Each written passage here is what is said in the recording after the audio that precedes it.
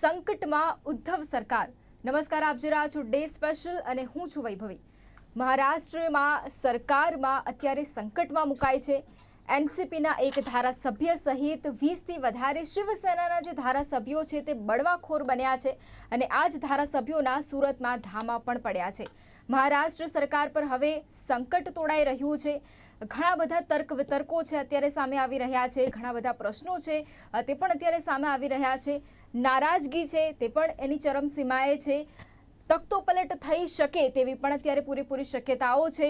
બેઠકોનો દોર બીજેપીમાં એક તરફ શરૂ છે, શિવસેનામાં પણ બેઠકોનો દોર શરૂ છે. શરદ પવાર પ્રેસ કોન્ફરન્સ કરી રહ્યા છે. ઘણા બધા તર્ક વિતર્કો ઘણી બધી ઘણા બધા સવાલો ચર્ચાઓએ વેગ પકડ્યું છે. આજે આપણે એ જ વિશે ચર્ચા કરીશું. ચર્ચામાં મારી સાથે જોડાઈ ગયા છે अशोक वानखेड़े, जो राजकीय विश्लेषक है.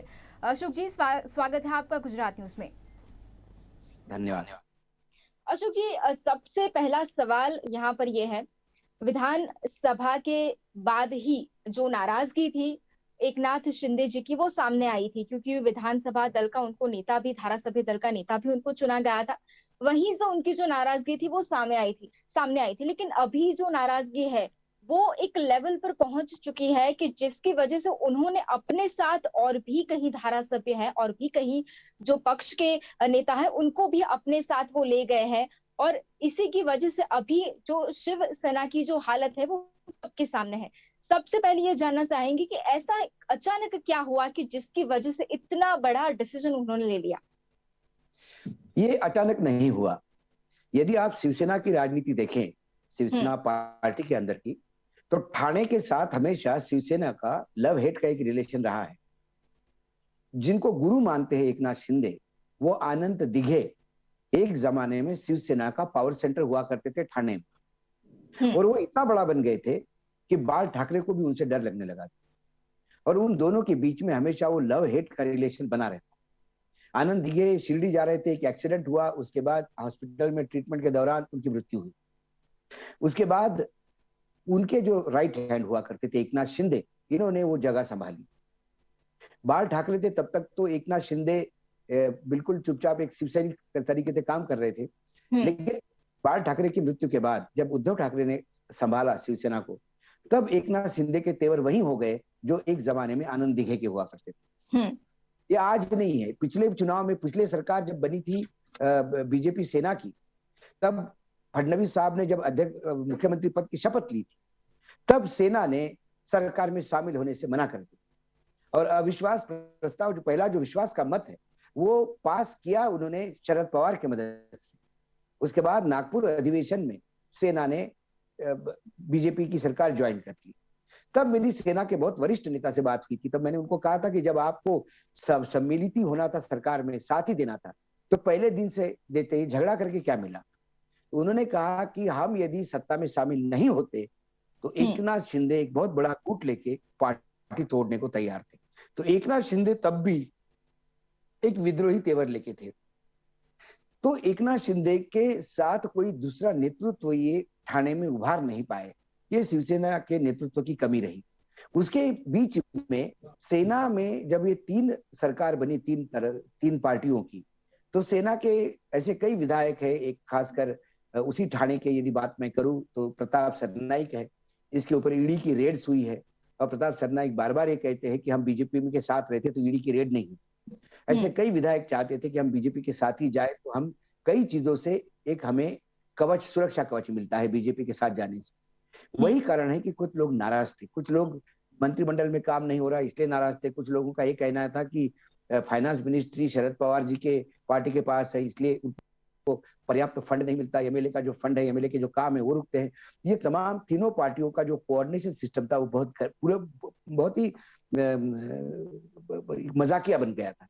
यही कारण है कि ये लोग धीरे धीरे ये पनपता गया. और भारतीय जनता पार्टी जैसा कि पहले दिन से, सरकार बनने के पहले दिन से लगातार इस सरकार में खामियां ढूंढ रही थी, जगह ढूंढ रही थी कहां विद्रोह करे.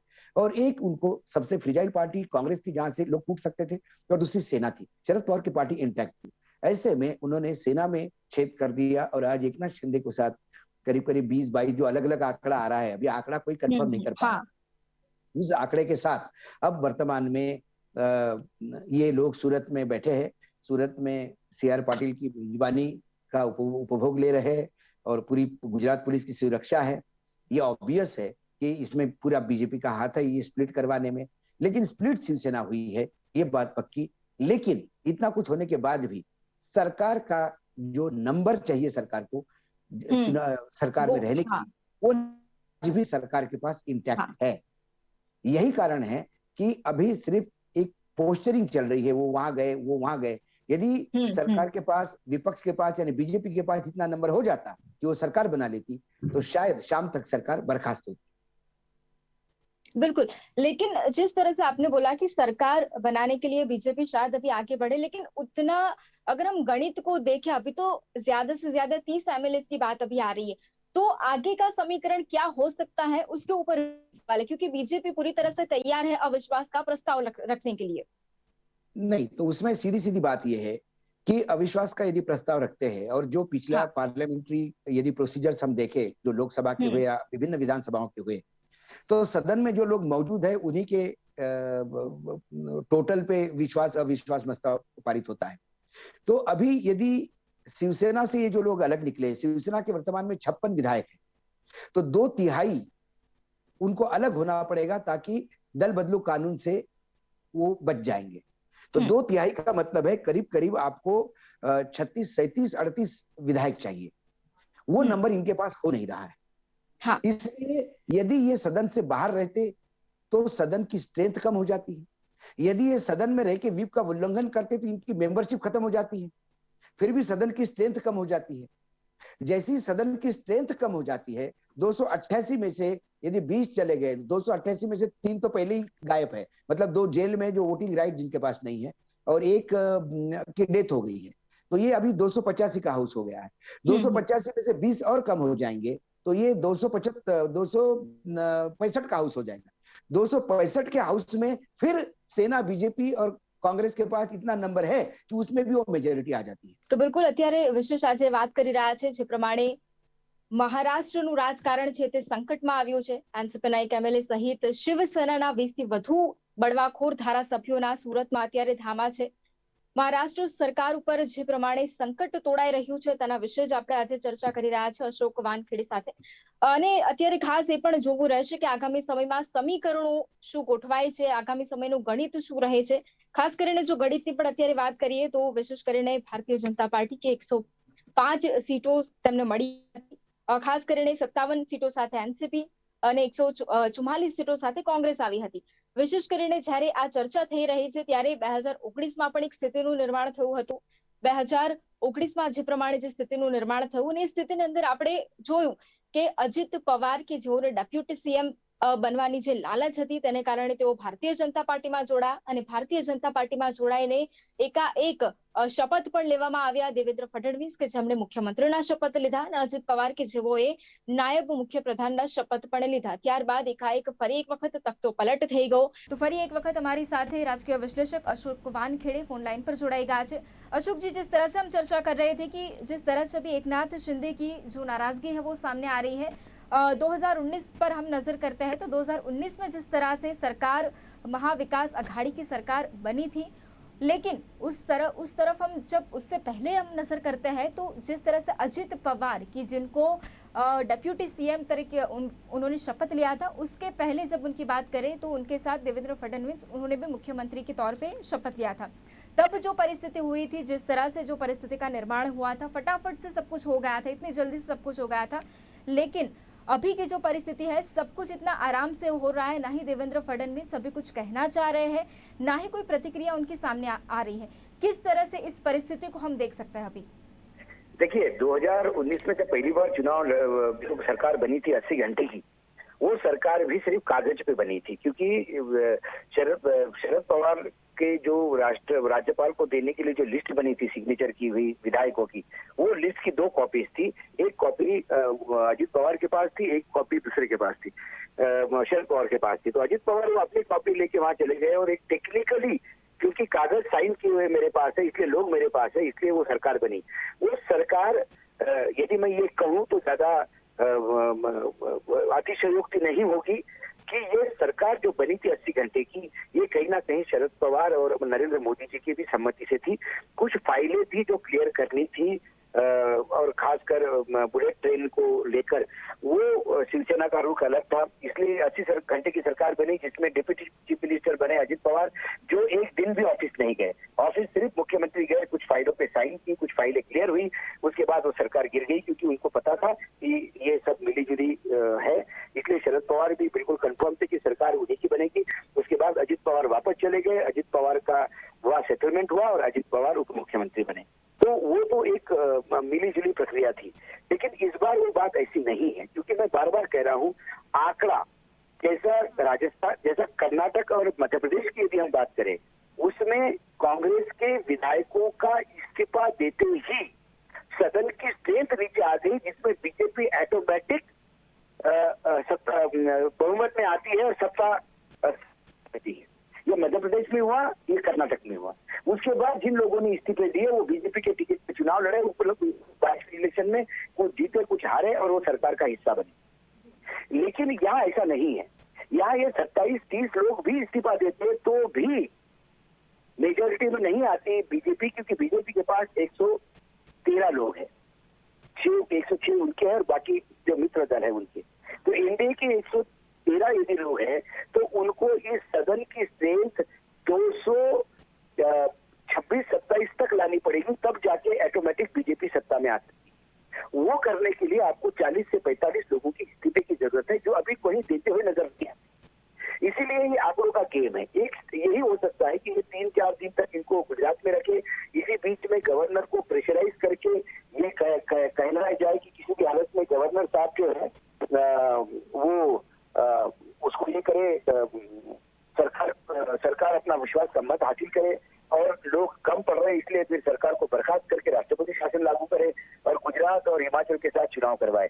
एक संभावना है, क्योंकि वर्तमान में गवर्नर जो है वो कैसे डिसीजन लेते हैं ये पहले भी हमने देखा है। रात को 12-12 बजे अध्यादेश निकलते हैं और सुबह 5 बजे शपथ विधि होता है। तो ये तमाम चीजें इन बात को दर्शाती है कि ये उन्होंने जो काम किया, यदि मैं इसको मतलब यदि देखूं उसके हिसाब से, उदाहरण के हिसाब से, तो जो कर्नाटक और मध्य प्रदेश में हुआ वो करने का प्रयास हुआ, लेकिन इसकी परिणति मुझे राजस्थान में जो हुआ है वैसा दिखता है। राजस्थान में सचिन पायलट निकले, लेकिन उनके पास वो पर्याप्त आंकड़ा नहीं था, इसलिए सब कुछ करने के बाद भी ये वो जो विद्रोह है विफल हो गया। इससे बीजेपी का कुछ नहीं गया, क्योंकि विपक्ष में जो लोग रहते हैं वो लगातार सरकार को गिराने का प्रयास करते हुए, कोई नई बात नहीं है राजनीति में। तो उसमें कुछ नहीं गया,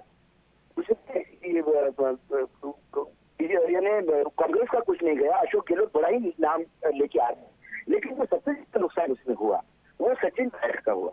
यहाँ पर भी ऐसी एक विद्रोह विफल होता है और सरकार मेंटेन करती है अपनी स्ट्रेंथ को। ऐसे में सरकार बनी रहेगी, उद्धव ठाकरे हीरो के रूप में आ जाएंगे। बीजेपी तो कहेगी कि हमने एक और प्रयास किया, ये लोग पूरा आंकड़ा लेके नहीं आए, हमारा क्या जाता है।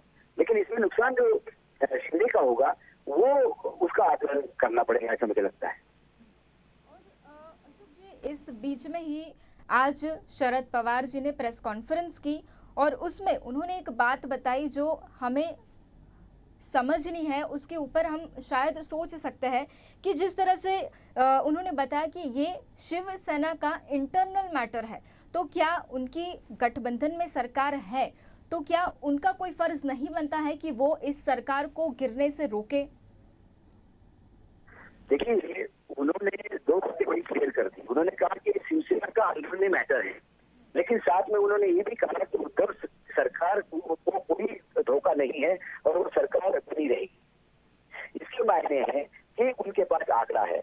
महाविकास आघाड़ी की सरकार पॉइंट ऑफ व्यू से बात करें तो उस सरकार के पास पर्याप्त नंबर है, इसलिए सरकार बनी रहेगी। जहां तक एकनाथ शिंदे क्यों गए, किस लिए गए, वो किससे नाराज है, वो तो शादी की गलती है, एकनाथ शिंदे की गलती है, ये शिवसेना का आंतरिक मामला है, उनके कहने के मायने ये थे। हमने देखा कि संजय राउत उन्होंने भी अपनी प्रतिक्रिया दी और जिस तरह से उन्होंने दिखाया, उन्होंने बताया जिस तरह से उन्होंने सब कुछ बताया, जिस तरह से कि जैसे कि अगर जितने भी शिव सैनिक हैं वो हमेशा वफादार रहे हैं अपने पक्ष के लिए। जितने भी शिव सैनिक हैं वो कहीं नहीं जाने वाले हैं, लेकिन कहीं ना कहीं उनको भी अंदर से है कि 20 या 30 जितने धारा सभ्य अब चले गए हैं तो आगे क्या होगा। अगर सरकार गिर जाती है तो नुकसान हमारा है, महाविकास अघाड़ी के गठबंधन है वो टूट जाता है। तो इसमें उनका जो निवेदन अभी सामने आ रहा है उसको हम कैसे ले सकते हैं? नहीं, महाविकास आघाड़ी का गठबंधन टूटने का सवाल नहीं है। सवाल ये है कि क्या सरकार जाएगी। क्या सरकार जाएगी तो ये शरद पवार के लिए बहुत बड़ा डैमेज हो सकता है, क्योंकि जो आदमी अपने स्टेट में अपनी सरकार नहीं संभालता वो केंद्र में मोदी जी के खिलाफ सारे लोगों को इकट्ठा करने का प्रयास कैसा कर सकते हैं। आज शरद पवार को सबसे बड़ा रोल जो है वो राष्ट्रीय पॉलिटिक्स में खेलना है। वो एक भीष्म पिता के रूप में अपने आप को स्थापित करना चाहती है। तो भीष्म को तो ये भी देखना होगा कि उसके घर के अंदर क्या हो जाता है, नहीं तो भाई जैसा कौरवों का होगा वैसा इनका होगा। तो ये सरकार बचा के रहेंगे। और शरद पवार या तो सरकार थ्रो कर देते, बीजेपी कांग्रेस सरकार से समर्थन वापस इसलिए नहीं ले सकती है कि ऐसे क्रुशियल टाइम पे यदि कांग्रेस ने सरकार से समर्थन वापस करके सरकार गिरा दी तो लोग कहेंगे कि कहीं ना कहीं आपने इनडायरेक्टली बीजेपी को मदद की। तो लोग उसको जोड़ेंगे जो ईडी की आपको लगातार प्रताड़ना चल रही है राहुल गांधी की, इससे शायद डर गई है कांग्रेस और कहीं ना कहीं एक कॉम्प्रोमाइजिंग का रास्ता ढूंढा। तो कांग्रेस वो टैग अपने पे कतई लगाने नहीं लेगी। इसलिए कांग्रेस की मजबूरी है कि वो सरकार के साथ रहे। एनसीपी का आंकड़ा इंटैक्ट है, कांग्रेस का आंकड़ा इंटैक्ट है। कमलनाथ चले गए हैं मुंबई में, जो विधान परिषद के चुनाव में जो क्रॉस वोटिंग हुआ है 4-5 लोगों का, उसको लेके कांग्रेस भी चिंतित है, वहां चले गए हैं। दूसरी तरफ सेना ने भी अपने लोगों को इकट्ठा करना शुरू कर दिया है। कुछ लोग 3 एमएलए ऐसे थे कि सुनने में आया था कि वो नॉट रिचेबल थे, लेकिन दिल्ली के किसी होटल में थे, उनको वहां से ढूंढ के वर्षा बंगले पे लाया गया है। सेना भी अपनी तरफ से पूरी जोर लगा रही है। कुल मिला के एक सेना को एक झटका जरूर साबित हुआ। इस महाराष्ट्र की सरकार का एक संकट का एक और बादल महाराष्ट्र सरकार के ऊपर आया, जिससे सरकार गिरती हुई नजर नहीं आती। लेकिन इसमें बीजेपी का गेन ये हुआ है कि बीजेपी ने एक अच्छे विपक्ष के तरह सरकार को हमेशा घेर के रखा।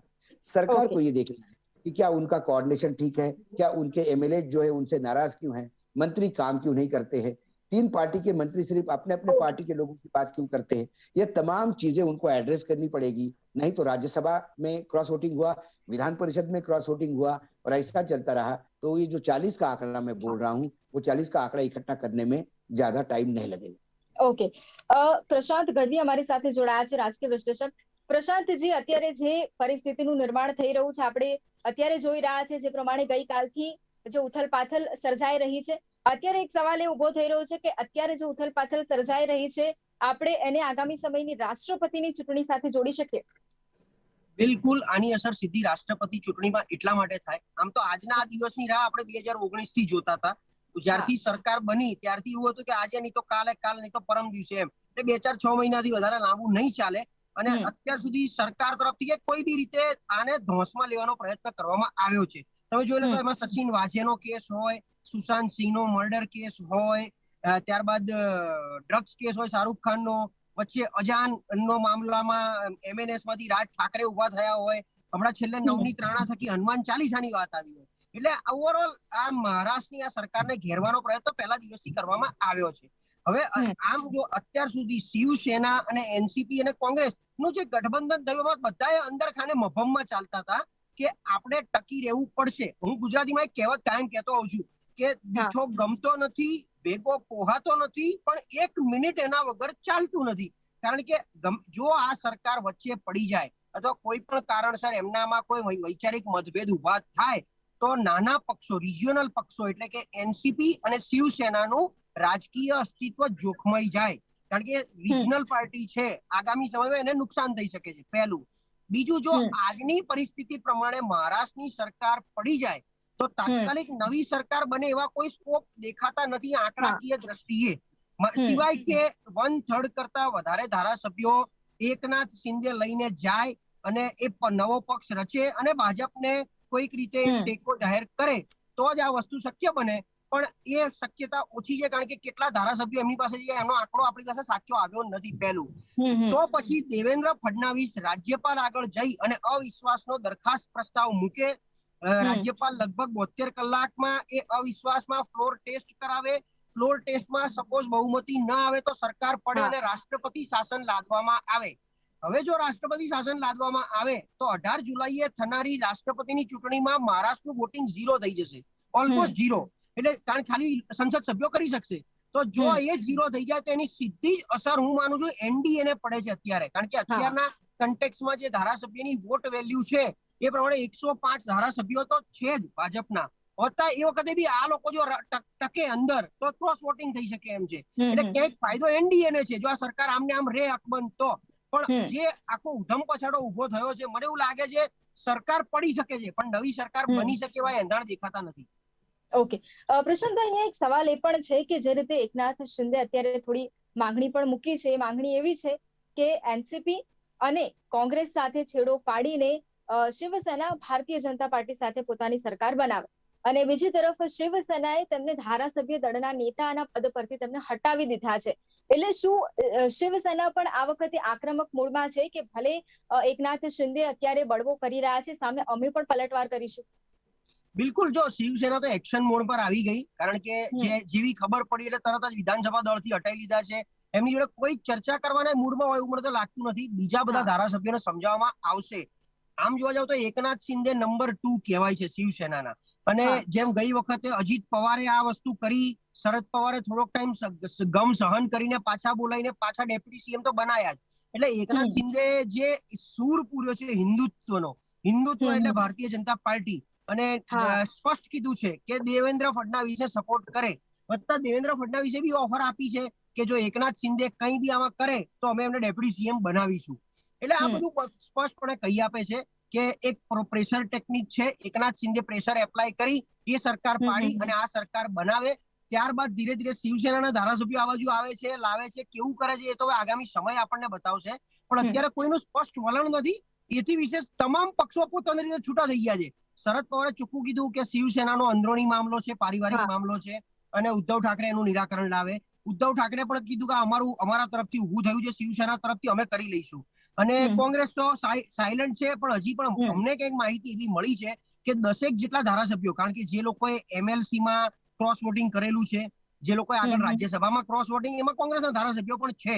તો એ શું એક્શન લેશે, એ કોંગ્રેસના ધારાસભ્યો કયા ખેમામાં બેસવાના છે, એકનાથ શિંદેને સમર્થન આપવાના છે, નથી આપવાના, પણ સંખ્યાબળ એવું ક્યાંય દેખાતું નથી કે જેથી ભાજપ ઇઝીલી સરકાર બનાવી શકે. હા, બિલકુલ. તો વિશેષ આજે જે રીતે મહારાષ્ટ્ર સરકારમાં છે, અનેક તર્ક વિતર્કો છે, ગણિત આગામી સમયમાં શું રહેવાનું છે તેના વિશે આજે આપણે ચર્ચા કરી છે. અશોકજી અને પ્રશાંતજી અમારી સાથે આપણા ચર્ચામાં જોડાયા તે બદલ આપનો આભાર. તો બિલકુલ દર્શક મિત્રો, ડે સ્પેશિયલ કાર્યક્રમમાં બસ આટલું જ. ફરી મળીશું નવા વિષય સાથે. ત્યાં સુધી રજા આપશો. નમસ્કાર.